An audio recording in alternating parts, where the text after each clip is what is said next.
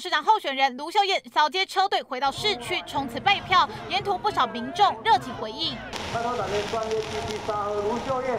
卢秀燕站在宣传车上，比出号码，卖力挥手，表情虽然努力，面带微笑，但手时不时揉眼睛。连日的操劳，身体似乎出现状况。